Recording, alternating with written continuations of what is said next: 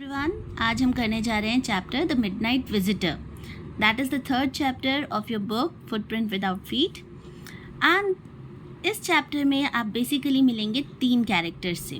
The first character is ऑसिबल, second character is Fowler and third is max.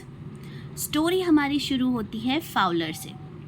Fowler जो कि एक writer है और वो ऑसिबल से मिलने आया है. ऑसिबल कौन है? ऑसिबल है एक सीक्रेट एजेंट. फॉलर बहुत डिसअपॉइंट होता है ऑसिबल से मिलके, और डिसअपॉइंटमेंट की वजह क्या है कि जो हमारा ऑसिबल है did not fit any description of secret agent. वो हमारा किसी भी तरह से सीक्रेट एजेंट जैसा लगता ही नहीं है. वो कैसा दिखता है? In the second paragraph they are telling about this. Ausable was for one thing fat, very fat. जबकि हमारे हिसाब से, या जो हमने आज तक सीक्रेट एजेंट्स के बारे में पढ़ा देखा है और जो फॉलोअर ने भी देखा है या पढ़ा है, उसके हिसाब से जो सीक्रेट एजेंट्स होते हैं बहुत फिट होते हैं, बहुत एक्टिव होते हैं, डैशिंग होते हैं, life is full of adventure, और उनकी क्लोथिंग सेंस, उनका ड्रेसिंग सेंस बहुत अच्छा होता है. वो जहाँ रुकते हैं वो फैंसी होटल्स होते हैं. लेकिन फाउलर ने जो कुछ देखा वो बिल्कुल उसका ऑपोजिट था. लाइक ही सेज, जहाँ ऑसिबल रुका है वो जगह कैसी है? Musty corridor of gloomy French hotel. ऑसिबल एक मस्टी कॉरिडोर से एक ऐसे होटल में रुकता है जो कि जिसके कॉरिडोर्स मस्टी हैं, बहुत शैबी सा रूम है, होटल भी कोई बहुत फैंसी नहीं है, और वो भी जाके कहाँ रह रहा है? On the 6th and the top floor. वहाँ जा कर के वो रुका हुआ है. तो पहला डिसअपॉइंटमेंट तो यही हो गया कि वो कैसी जगह रुका है, doesn't suit to a secret agent. Second thing, he was fat, very fat, बहुत मोटा था वो. तीसरा उसके साथ था कि उसका accent, he was having a prominent American accent. हालांकि वो फ्रेंच और जर्मन भी पैसिबली मीन वेल इनफ अच्छे से बोल लेता था, but his accent was very dominating. और सीक्रेट एजेंट्स को तो ऐसा होना चाहिए कि भाई उन्हें किसी भी तरह से पकड़ा ना जा सके, तो एक्सेंट ही उसे पकड़वा देगा. तो ओवरऑल हम कहें कि जो हमारा फॉलोअर था, जो कि एक राइटर है और ऑसिबल से मिलने आया है, वो बड़ा डिसअपॉइंट होता है. ये बात ऑसिबल भी समझ जाता है. And he says this line, you are disappointed, Ausable said wheezily over his shoulder. अब ये लोग जा रहे हैं ऊपर कमरे की तरफ अपने, और रास्ते में ऑसिबल इससे फॉलोअर से कहता है, you are disappointed. You were told that I was secret agent, a spy dealing in espionage and danger. अब वो डिस्क्राइब भी कर रहा है कि भाई तुमको बताया गया था कि मैं एक सीक्रेट एजेंट हूँ, एक स्पाई हूँ, और मैं भाई सीक्रेट इन्फॉर्मेशन और डेंजर और इन सब चीज़ों से डील करता हूँ. और तुम मुझसे क्यों मिलना चाहते थे? Because you are a writer, young and romantic. तुमने डेफिनेटली एनविजन किया होगा. एनविजन किया होगा मीन्स सोचा होगा, देखा होगा, इमेजिन किया होगा. Mysterious figures in night and crack of pistol, drugs in the wine. कि जब तुम मुझसे मिलने आ रहे होंगे तो तुमने कुछ इमेजिनेशंस किए होंगे कि भाई ऐसा होगा, वैसा होगा, पिस्टल्स चलेंगी, ड्रग्स होगी वाइन में. लेकिन तुमको ऐसा कुछ भी नहीं मिला. इंस्टेड तुमको क्या मिला? You have spent a dull evening in the French music hall with a sloppy fat man. Sloppy here means not stylish or shabbily dressed. कि तुमको क्या मिलता है? एक मोटा सा आदमी जो कि एक बोरिंग सी शाम जिसके साथ तुम बिता रहे हो वो म्यूज़िक हॉल में बैठ कर के. तुमने सोचा होगा कि भाई डार्क आइड ब्यूटीज़ जो होंगी वो मेरे हाथों में स्लिप्स पास करेंगी और मैसेजेस पास होंगे. लेकिन उसके बदले में तुम्हें क्या मिला? Only a prosaic telephone call. एक ऑर्डिनरी सा टेलीफोन कॉल मिला. मीन्स ओवरऑल तुम्हारे लिए ऐसा कुछ नहीं हुआ जिससे तुम सेटिस्फाइड फील कर सको या तुम्हें लगे कि मेरी मीटिंग सक्सेसफुल हुई है. You are disillusioned, Ossible told him, but take chair my friend, presently you will see a paper, a quite important paper. But you chill, अभी तुमको मैं कुछ ऐसी चीज़ दिखाता हूँ जो कि हिस्ट्री को बदलने की ताकत रखती है, और एक ये ख़ास तरह का पेपर है, सम इन्फॉर्मेशन. और वो पेपर कैसा है? जिसके लिए several men and women have risk their lives, come to me. अब वो जाते हैं, और वो किस तरह का पेपर है, मे well effect the course of history. वो इतना पावरफुल पेपर है कि भाई वो कोर्स ऑफ हिस्ट्री को भी इफेक्ट कर सकता है। अब ये सब बातें हो रही हैं। Meanwhile they have reached the door, जहाँ पे वो जिस रूम में उन्हें जाना था। ही ओपन्स द डोर, अंदर जाते हैं, दरवाज़ा बंद करते हैं। ही स्विचेस ऑन द लाइट। अब जैसे ही लाइट ऑन होती है, लाइट ऑन होते ही देयर वाज समथिंग जिसने दोनों को शॉक किया। लेकिन किसको ज़्यादा शॉक किया? फॉलर को, क्योंकि फॉलर को इन चीज़ों की हैबिट नहीं है। What he saw, Fowler had his first authentic thrill of the day. Fowler को उस समय, जैसे ही वो कमरे के अंदर घुसते हैं, लाइट ऑन करते हैं, पहला ऑथेंटिक थ्रिल, वो इसीलिए तो आया था भाई, सीक्रेट एजेंट्स की लाइफ में थ्रिल होता है, तो अब पहला थ्रिल उसको मिलता है। For half way across the room a small automatic pistol in hand stood a man. अब वो क्या देखता है कि half way of the room पे एक आदमी खड़ा है जिसके हाथ में ऑटोमेटिक पिस्टल है। Fowler is very much shocked, लेकिन जो हमारे ऑसिबल है, ही लुक्स काम and he handles the situation very calmly. Oswald blinked a few times. Max, he wheezed. You gave me quite a start. I thought you were in Berlin. What are you doing here in my room? Max जो है, he seemed to be knowing. Oswald जो है, he seems to be knowing Max, the third character of the story. अब वो pistol तान के खड़ा है सामने. Now the story continues. In this part, we'll find out how has Max gotten, how does Oswald say he gotten. अब max कौन था? यहाँ पे मैक्स के बारे में बताया जा रहा है. Max was a slender, little less than tall, with a figure that suggested slightly and crafty, pointed countenance of a fox. There was about him, aside from the gun, nothing specially menacing. वो एक ठीक ठाक सा लंबा था, दुबला पतला था. स्लेंडर इज दुबला पतला सा था. उसका फेस जो था वो कुछ फॉक्स के फेस से रिजेंबल करता था, लेकिन उस गन के अलावा उसमें कुछ भी ऐसा खास नहीं लग रहा था जिससे डर लग सके या जो एक थ्रेट हो सकता हो.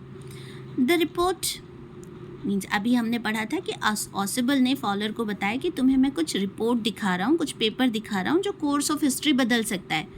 यहाँ हम देखते हैं कि मैक्स जो है वो उसी चीज़ के लिए उस कमरे में आया था. एंड ही सेइंग कि भाई मुझे वो रिपोर्ट चाहिए क्योंकि मुझे लगता है it will be safer in my hands than in yours, कि ये मेरे हाथों में ज़्यादा सेफ रहेगा. Now Ausable says, this line is very important. Actually it turns the course of the story also. Ausable sat down in the armchair and he says, I am going to raise the devil with the management this time and you can't bet on it. that मैं अब ये जो problem है ना, ये मैं manager को बताने वाला हूँ. अब ये होटल में जो मुझे प्रॉब्लम हो रही है, मैं मैनेजमेंट की खबर लूँगा इस बारे में. किस बारे में, वो अभी आगे हमको पता चलेगा. This is the second time in a month that somebody has got into my room through that nuisance of the balcony. अब वो किस की बात कर रहा था, किस डेविल की या किस प्रॉब्लम की बात कर रहा है कि दूसरी बार, एक ही महीने में दूसरी बार कोई इंसान बैल्कनी से होके मेरे कमरे में घुस गया है. अब फाउलर जो है वो विंडो की साइड देखता है. We can see this window here. तो जो हमारा फाउलर है वो विंडो की तरफ देखता है एंड ही अंडरस्टैंड्स कि इधर बैल्कनी है और ऑसिबल उसी बैल्कनी की बात कर रहा है कि वहाँ से कोई मेरे कमरे में घुसा है. Balcony, Max said. He says no, a pass key. कहते कौन सी बैल्कनी? मैं किसी बैल्कनी से कूद के नहीं आया, मैं तो पास की था, मेरे पास एक ऑल्टरनेट की था, मैं उससे दरवाजे से मैं सीधे अंदर आया हूँ. अब यहाँ पे जो पॉसिबल है वो पूरी बैल्कनी को डिस्क्राइब करता है, एक एक डिटेल उसको बताता है कि कैसे उसकी विंडो के साइड में एक बैल्कनी है और वहाँ से लोग चढ़ के आ जाते हैं. He says it is not my balcony, it belongs to the next apartment. अब वो ये बताता है कि वो बैल्कनी मेरी नहीं है, मतलब विंडो के नीचे जो बैल्कनी है वो मेरी नहीं है, वो बगल वाले अपार्टमेंट की है. You see, this room used to be a part of the large unit and the next room through that door there used to be the living room. It had a balcony which x tends under my window now. अब वो ये कहता है कि भाई मेरा balcony नहीं है, लेकिन जो मेरा रूम है वो एक बड़े अपार्टमेंट का हिस्सा था। अब उन्होंने बीच में दीवार खड़ी करके डोर लगा के उस हिस्से को अलग कर दिया। अब मुझे वो रूम मिला है, लेकिन जो बैल्कनी है उन्होंने उसको सेपरेट नहीं किया, तो वो बैल्कनी बगल वाले अपार्टमेंट से ही मेरे विंडो तक आ रही है। It extends under my window now. You can get on to it from the empty room 2 doors down. और तुम मेरी बैल्कनी में आराम से आ सकते हो बगल वाले अपार्टमेंट में से। And somebody did last month, और लास्ट मंथ भी ऐसा हुआ था कि कोई बैल्कनी में से मेरे रूम में आ गया था। The management promise to block it but they haven't. Management ने मुझसे प्रॉमिस भी किया कि हम उस बैल्कनी को बंद करवा देंगे, लेकिन उन्होंने नहीं करवाया। Max glanced at Fowler, who was standing stiffly not far from Ausable, and waved the gun with a commanding gesture. Please sit down. We have a wait of half an hour, I think. अब वो उसको he is waiting, he wants that report. थोड़ी देर बीतती है। The appointment was for 12:30. I wish I knew how you learnt about the report, Max. अब ये इसको बातों में लगा रहे हैं ऑसिबल मैक्स को, and he wants to know कि तुमको रिपोर्ट के बारे में पता कैसे चला।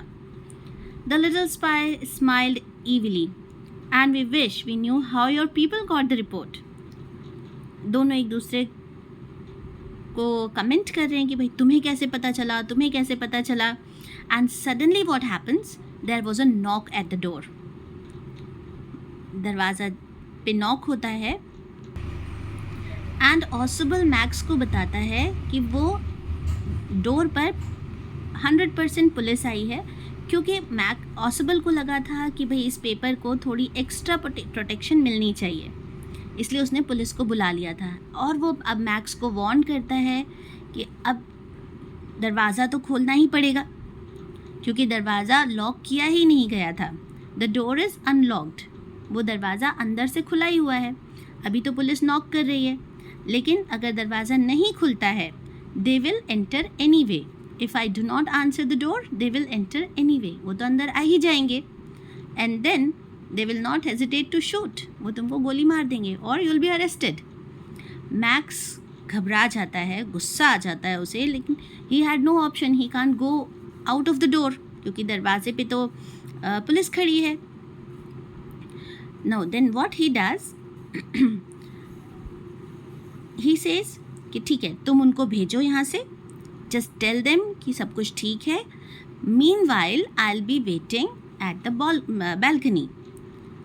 अब जो नॉकिंग है दरवाजे पे वो बढ़ती जा रही है। मिस्टर ऑसिबल, बाहर से आवाज़ भी आने लग गई है।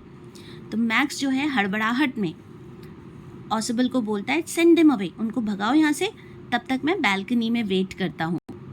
अब वो इस तरह से पैर बाहर की तरफ निकाल के टर्न होता है, पिस्टल अभी भी उन्हीं की तरफ उसने तान रखी है, एंड ही सेज कि मैं यहाँ पर वेट कर रहा हूँ बैल्कनी में, तब तक तुम उनको भगाओ।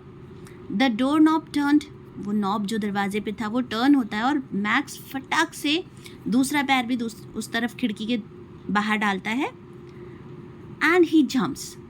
जैसे ही वो जंप करता है, as he drop he screamed once shrilly, वो ज़ोर से चीखता है।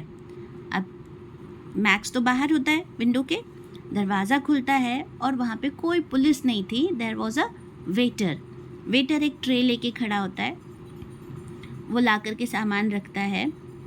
फॉलर की कुछ समझ में नहीं आ रहा है, फॉलर का फेस बिल्कुल वाइट हो चुका है डर के मारे। वो जाता है विंडो की तरफ।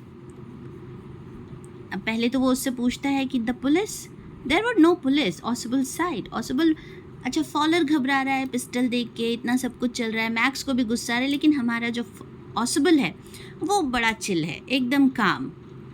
ही very calmly says there were no police, only Henry whom I was expecting, मैंने ही उसको बुलाया था।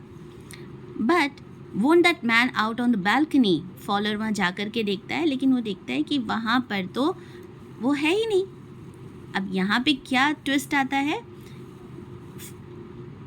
मैक्स जो बैल्कनी के धोखे में खिड़की से कूदता है, एक्चुअली उस जगह पे कोई बैल्कनी होती ही नहीं है.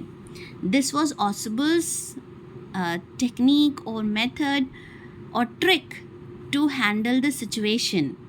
यहाँ पे हमें ये जानने को मिलता है कि अगर आप वाइज हैं, you can use your brain in the time of hardship, तो आप बड़ी से बड़ी प्रॉब्लम को विदाउट फिजिकल स्ट्रेंथ या बिना किसी वेपन के आप उस चीज़ को सॉल्व कर सकते हो. जैसे हमारे ऑसिबल ने बड़ी शांति से बिना कोई हथियार उठाए, बिना कोई लड़ाई झगड़ा किए मैक्स की प्रॉब्लम को सॉल्व कर दिया, उसे बुद्धू बना के. तो इस तरह से ये हमारा स्टोरी यहाँ पे ख़त्म होता है. In the next video, we'll be discussing the characters, the story theme, a storyline and important questions. So watch that video also.